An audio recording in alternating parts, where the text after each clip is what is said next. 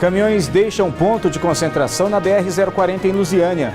E você vai ver ainda. Ainda está faltando gás de cozinha e combustível. Em Brasília, restaurantes foram afetados e pode faltar frango. Polícia investiga a morte de irmãos em Cidade Ocidental. É agora, no Jornal Anhanguera, segunda edição.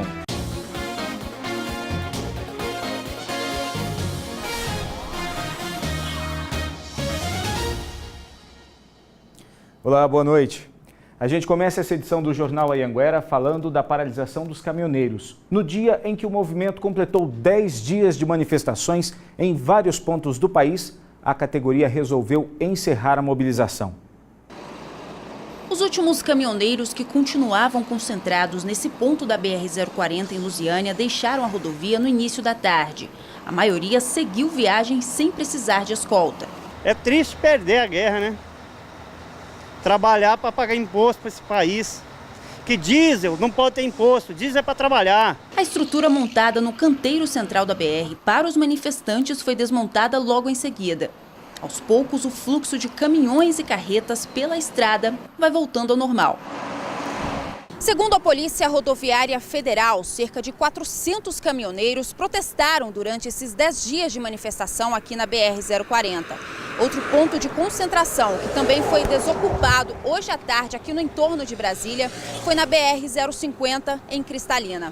Ainda de acordo com a PRF, não há mais nenhum ponto de bloqueio nas rodovias federais que cortam o DF e o entorno. Explicamos a eles, que havia um acordo firmado entre a Associação dos Caminhoneiros e o governo federal e que a gente estaria oferecendo a eles, e de fato oferecemos, uma segurança, escolta, para que eles pudessem seguir viagem. Na BR-050 em Catalão, os caminhoneiros começaram a desmanchar os bloqueios no início da tarde. O combustível também começou a chegar na cidade. Dos 20 postos, os motoristas já encontraram gasolina e etanol em pelo menos 8 locais. Em Jataí, 3 dos 26 postos receberam combustível hoje. Teve muita fila e tumulto. A gasolina está sendo comercializada a R$ 4,80 e o etanol a R$ 2,90. A paralisação dos caminhoneiros também está trazendo prejuízo para produtores. Nessa fazenda em Rio Verde, no sudoeste do estado, são 17 vacas leiteiras.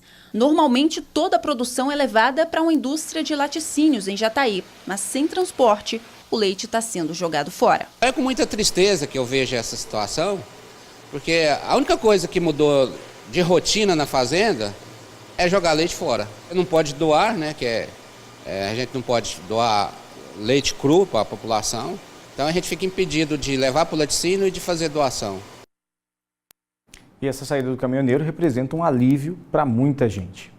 A liberação dos caminhoneiros foi feita agora à tarde, como a gente viu, mas foram 10 dias de paralisações e aqui em Lusiânia as consequências chegaram às farmácias e restaurantes da cidade. Nessa farmácia em Lusiânia, a reposição de medicamentos foi feita hoje. Remédios como anticoncepcionais, antibióticos e anti-inflamatórios já estavam em falta há pelo menos 2 dias. Faltaram alguns medicamentos para pressão, para o coração, alguns medicamentos importantes para a população. Os caminhões que trazem os medicamentos vêm de Goiânia e Distrito Federal. Por causa da paralisação nas rodovias, muitos foram impedidos de seguir, assim como os veículos que transportam combustível para as cidades. E a falta de combustível também afetou o serviço de entrega, que só está sendo feito em casos de urgência. Os clientes também estão com dificuldades para vir até a farmácia. Isso porque as vendas caíram nos últimos dias em torno de 15%. Já nesse restaurante, a maior parte do lucro é com a entrega de marmitas. O serviço é indispensável, sem contar os alimentos, que subiram o preço e está difícil de encontrar alguns produtos. Antigamente a gente comprava os estoques maior, agora está tendo que comprar meio picado para poder conseguir comprar tudo que a gente necessita, Porque os preços subiram muito e está um pouco difícil de lidar. O comerciante explica que a margem de lucro caiu nos últimos dias. O frango e o tomate foram os que mais pesaram no orçamento essa semana.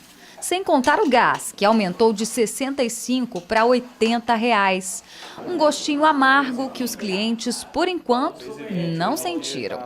Para evitar perder muito, tem que tentar segurar do jeito que a gente pode. Se subir o preço aqui, o cliente não compra. Se subir, eles já reclamam um pouquinho. E alguns comerciantes dizem que por causa do feriado de amanhã, alguns setores só serão reabastecidos a partir de sexta-feira. Intervalo comercial e a gente mostra a seguir um crime em Cidade Ocidental que terminou com a morte de 2 irmãos. E vamos mostrar também quais os serviços essa paralisação afetou em Brasília. Agora são 6h48. Nós voltamos já.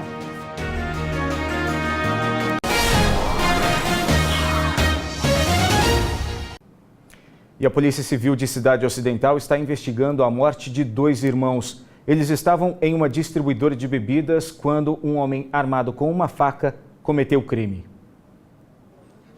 Na casa onde uma das vítimas morava, família e amigos buscavam forças para entender tudo o que aconteceu. Os irmãos Rony e Robson, de 34 e 39 anos, foram mortos depois de se envolverem numa briga nessa distribuidora de bebidas em Cidade Ocidental. Imagens de uma câmera de segurança registraram o momento em que o criminoso vai para cima de um deles com uma faca. Testemunhas disseram que os dois se conheciam e que estavam bebendo na mesma mesa minutos antes de tudo acontecer. Ele falou: Rony, eu posso beber com vocês aqui, só que eu não tenho dinheiro para ajudar vocês a pagar esse uísque. Aí eles bebendo, aí o Robson, mais novo, falou: ó, você está bebendo mais do que a gente. E você não ajudou a pagar, você está bebendo mais do que a gente. Pode parar de beber e sai fora, porque nós vamos terminar de beber isso aqui. Aí ele foi embora, pegou a bicicleta dele e seguiu. Quando ele chegou na esquina e olhou para trás, o Robson falou assim: você é um comédia. Aí nisso ele voltou, jogou a bicicleta no chão, né? E foi para cima do Robson, o Robson para cima dele. De acordo com testemunhas, Rony foi tentar socorrer o irmão mais novo e acabou sendo esfaqueado. Ele teve hemorragia interna e morreu aqui no local. Já o Robson foi levado para o hospital em Santa Maria, mas não resistiu aos ferimentos e também morreu. A polícia disse que já identificou o autor. Na confusão, ele acabou esquecendo o celular no local do crime. Além dele, a polícia também procura por outro homem que também estava junto e teria participado do duplo homicídio. Estamos analisando também as imagens para individualizar as condutas e que cada um seja responsabilizado pelo seu ato. O ideal é que eles se apresentem, né? Se não se apresentarem, vão ser interpretados como foragidos da justiça e possivelmente também estão passíveis de ser presos. Rony era casado e deixou um filho de 9 anos. Já a filha de Robson, de 3, ainda não sabe que o pai faleceu. A família ainda não teve coragem e disse que ele está viajando. Éramos 3, agora só ficou eu de irmã. E o que eu mais quero é justiça. Eu quero que encontre esse bandido que fez essa covardia com meus irmãos. Os corpos dos 2 irmãos ainda não foram liberados pelo IML. E essa espera só aumenta o sofrimento, principalmente da mãe. Ninguém merece, eu não desejo isso para ninguém, que eu estou passando aqui, perdendo meus 2 filhos. Ainda nem conseguiu ver eles, né, depois disso? Não. E agora eu só vou ver meus filhos descendo no túmulo. O velório dos irmãos está marcado para começar amanhã, às 10 da manhã, no Ginásio de Esportes de Cidade Ocidental, e o sepultamento está marcado para as 5 da tarde. E olha só, mesmo com essa desmobilização, produtores de frango do DF alertam para a possibilidade de faltar frango nos próximos 60 e 70 dias. E o Exército trabalhou na liberação das rodovias. As imagens que vimos nos últimos dias dos 500 mil pintinhos que foram abatidos e 500 mil ovos férteis que não conseguem ser escoados e foram jogados fora mostram um outro problema que o brasiliense deve enfrentar nos próximos meses. Pode faltar frango nos supermercados. Se o animal não é alimentado, se o animal não é criado, nós teremos falta de proteína animal logo em seguida. Segundo a Secretaria de Agricultura, até ontem, 60 carretas com ração para frango estavam paradas nas rodovias. O farelo de soja estava retido em Anápolis, a 155 quilômetros de Brasília. A Força Nacional foi para Goiás escoltar 20 caminhões para trazer 800 mil toneladas de farelo. Mas, segundo a Associação de Empresas de Avicultura do DF, essa quantidade só dá até sexta-feira. Para garantir o funcionamento do aeroporto JK, o Exército Brasileiro tem controlado o fluxo do comboio de caminhões-tanque com querosene de aviação e de outras cargas, como remédios e álcool anidro. Tudo é acompanhado via satélite. Dá para ver onde as cargas estão em tempo real. 1.512 homens da Força Planalto do Exército controlam parte da região norte e o centro-oeste. Além disso, desde sexta-feira, 13 tanques de guerra estão estacionados em Cristalina e 17 em Uberlândia para garantir a segurança das cargas. Nós não temos interesse de uso da força, né? Queremos buscar sempre uma solução negociada e pacífica, mas temos estrutura suficiente para fazer frente a qualquer agressão. A Sala do Exército trabalha junto ao Centro Integrado de Comando e Controle Regional do GDF, onde todas as demandas são atendidas, como pedidos de escoltas. Técnicos do governo de vários órgãos e homens do Exército acompanham as ações. O governo anunciou a volta às aulas nas escolas públicas, mas em Planaltina, ontem, das 65 escolas da cidade, 40 não retornaram. O transporte escolar buscou ele em casa no horário comum e poucos minutos depois o transporte escolar trouxe ele de volta, porque a escola informou que não teria aula e que só precisaria ele retornar à escola na próxima segunda-feira. No Gama, dos 40 colégios, 13 tiveram problemas. A principal causa é a falta de professores que estariam sem combustível para chegar à escola. O secretário de Educação disse que a falta de gasolina só vai ser aceita como justificativa para os professores que trabalham na zona rural. A escola que não tiver o dia letivo, ela fará a reposição desse dia letivo no recesso que teria no meio do ano. E como a gente tem percebido em toda a região, aos poucos as coisas estão voltando ao normal. Vamos agora para mais um intervalo e a seguir a gente fala da gasolina. Com o fim da paralisação, será que já tem combustível nos postos aqui da região? E em Brasília, teve restaurante que deixou de funcionar nesse período aí de paralisação dos caminhoneiros. Agora são 6 horas e 56 minutos. Fique com a gente volta já.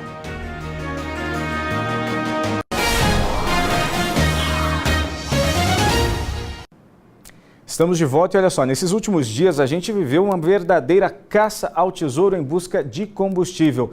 Mas quanto tempo será que essa situação leva para se normalizar? Vamos falar ao vivo com a repórter Luma Soares. Luma, boa noite para você. Tem essa resposta? Boa noite, Liardi. Boa noite a todos. Agora à tarde, eu e o cinegrafista Adeildo Martins passamos em frente a alguns postos de combustíveis da BR-040 aqui em Lusiânia. E mais uma vez o que a gente viu foram filas quilométricas, motoristas esperando 2, 3, 4, 5 horas para abastecer. A nossa produção entrou em contato com 6 postos aqui de Lusiânia. Até o início da tarde, todos disseram que estavam sem combustível nenhum nas bombas. Em Valparaíso, apenas um posto ainda tinha diesel. Já em Formosa, 2 postos chegaram a receber gasolina na parte da manhã, mas acabou antes do meio-dia. Em Novo Gama, Cidade Ocidental e Cristalina, os postos ainda estavam sem combustível nas bombas e também sem previsão nenhuma de chegar esses combustíveis. E infelizmente é uma situação complicada que a gente está acompanhando. E para o motorista que precisa abastecer não tem jeito. Tem que esperar na fila e a gente não sabe também até quando, né, Giliardi? É com você. Tá certo, Luma. Obrigado por suas informações. Daqui a pouquinho a gente volta a falar sobre os reflexos dessa paralisação. Continue com a gente. E olha só, como esses dias de paralisação, muitos produtos deixaram de circular e o reflexo foi na economia de muitos setores. Vinícius está há 4 dias sem receber peças básicas para revisão de carros. As prateleiras estão vazias porque o material está parado nas estradas. O faturamento dele já caiu 50%. O cliente não está na rua, o carro não está rodando e o segmento inteiro está em crise. E sem produtos para entregar, os funcionários ficam parados. Já no Polo JK, em Santa Maria, a garagem está cheia de caminhões com vários tipos de produtos não perecíveis. Mercadoria que acumulou com a greve dos caminhoneiros. Nesse caminhão aqui tem vários sacos de açúcar, aqui tem papel higiênico, mais no fundo tem arroz, feijão. São 10 mil quilos de mercadorias que deveriam ser entregues em restaurantes e supermercados dentro e fora do DF. Mas nas estradas tem 14 caminhões presos e o empresário não quis arriscar de novo. Segundo o Sind Atacadista, de quarta-feira para cá, as perdas com estoque retido já chegam a 20%. A pior situação é a dos produtos perecíveis. Percentualmente falando, o índice é maior de perda, ou seja, em termos de faturamento deve passar de 50% a 60%. O prejuízo chegou também no faturamento de bares e restaurantes do DF. Um prejuízo de 80 milhões de reais, direto. Então é um prejuízo significativo. Várias redes fecharam, às vezes 40%, 60% de suas lojas. E com o cancelamento de voos e bloqueios nas estradas, as reservas nos hotéis caíram. Já são 5 mil cancelamentos apenas de sexta-feira para cá.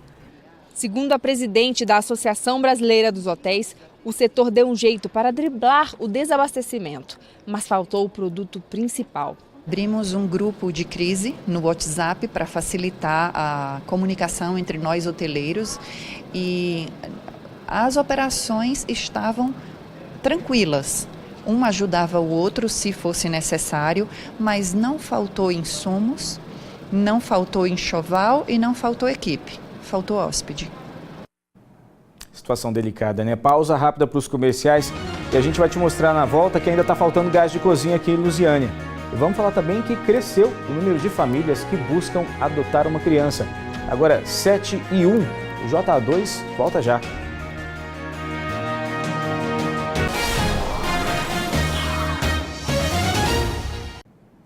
E a gente volta a falar da paralisação dos caminhoneiros, que terminou hoje, mas deixou muitas consequências. Uma delas é a falta de gás de cozinha. E a gente fala ao vivo de novo com a repórter Luma Soares. Luma, uma boa noite para você novamente. A gente já sabe se esse serviço foi normalizado aqui na região? Giliardi, infelizmente, ainda não. A nossa produção entrou em contato com revendedoras de gás de cozinha aqui de Lusiânia, Formosa, Valparaíso, Cidade Ocidental, Novo Gama, Cristalina. E em todas essas cidades não tem mais nenhum gás para vender, o estoque está zerado. E não há previsão também de normalizar o abastecimento nessas revendedoras.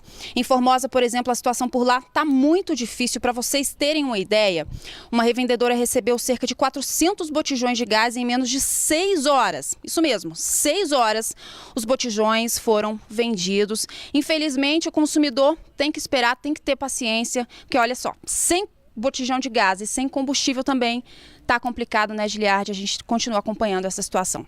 Tá certo, Luma. Obrigado pela sua participação. E é isso que a gente constatou nos últimos dias, né? Os pontos que mais foram afetados aí, combustível e falta de gás. Obrigado, boa noite para você. E olha só, os principais destinos turísticos do estado também estão sentindo os reflexos dessa greve dos caminhoneiros. As reservas em hotéis e pousadas para o fim de semana prolongado estão bem abaixo do esperado. E tem gente cancelando o passeio com medo de perder a viagem. O Parque da Chapada dos Veadeiros, no norte do estado, só não vai ficar fechado para visitação durante o feriado de Corpus Christi porque os moradores doaram combustível para o funcionamento da reserva. Já na histórica Pirinópolis, o movimento sofreu uma baixa desde o início das manifestações. Para o feriado prolongado, existe uma expectativa de atrair 15 mil turistas, mas até agora o movimento não atendeu o esperado.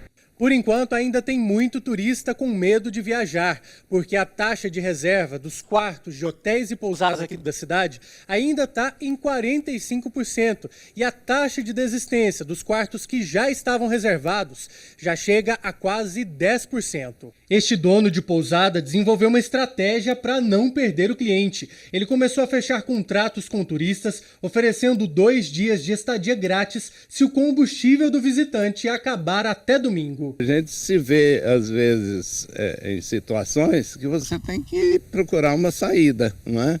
E a saída para nós foi essa. Situação parecida em Caldas Novas, a cidade das águas quentes. A Secretaria de Turismo do município estima que 10% das reservas foram canceladas por causa da paralisação dos caminhoneiros. E você sabia que existem novas regras que podem facilitar o processo para as famílias que querem adotar? Confira na reportagem de Luma Soares. A Felícia sempre sonhou em ser mãe. Ela tentou engravidar durante 7 anos, mas não conseguiu. Depois de uma viagem com o marido, veio a ideia de se tornar mãe, de uma forma diferente.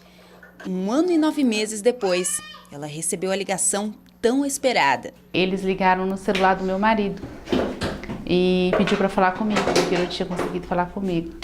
E aí eu atendi o telefone e era a psicóloga me ligando, que tinha chegado a minha vez, que a minha filha tinha chegado. E eu ajoelhei no chão do mercado. E chorei, meu marido, o que está acontecendo? E eu não conseguia falar. Na maioria das vezes é difícil explicar de onde eles vieram, qual a história por trás de cada criança. E assim como a Felícia, muitas outras famílias também enfrentaram ou ainda enfrentam o processo de adoção, que é difícil, demorado. Mas aos poucos essa realidade está mudando. Segundo o Juizado da Infância e Juventude de Lusiânia, entre 2012 e 2016, 23 crianças e adolescentes que viviam em instituições de acolhimento da cidade foram adotados. Só este ano já foram 7 e outros 16 processos de adoção estão em andamento e devem ser concluídos ainda este ano. Aqui em Lusiânia, mais 12 adolescentes estão inscritos no Cadastro Nacional de Adoção. São jovens entre 12 e 17 anos. A adoção, muito além de um ato de amor, de afetividade, de interesse, de solidariedade, é um ato de responsabilidade. É um exercício responsável da maternidade e da paternidade. É você dar uma oportunidade para uma criança e um adolescente para convívio e adotá-lo como filho, sem diferença nenhuma entre os outros filhos que porventura a família tenha. É adotar, é carinho, é afeto e é responsabilidade. Uma lei sancionada em novembro do ano passado tem novas regras para tentar acelerar os processos de adoção no país, como o apadrinhamento para aquelas famílias que apenas ajudam financeiramente uma criança, a entrega voluntária do filho. Foi criado o estágio de convivência para que haja uma interação entre criança e a família adotiva. E o prazo para finalizar os processos que é de 120 dias. Mas nem sempre as pessoas respeitam a lei. E é exatamente isso que preocupa a Justiça. De acordo com o juizado, em grande parte dos casos, os pais biológicos negociam os próprios filhos por causa de dívidas com o tráfico de drogas. E as crianças acabam não sendo registradas. Esta psicóloga reforça que para quem tem interesse de adotar, é necessário estar incluído no processo de habilitação.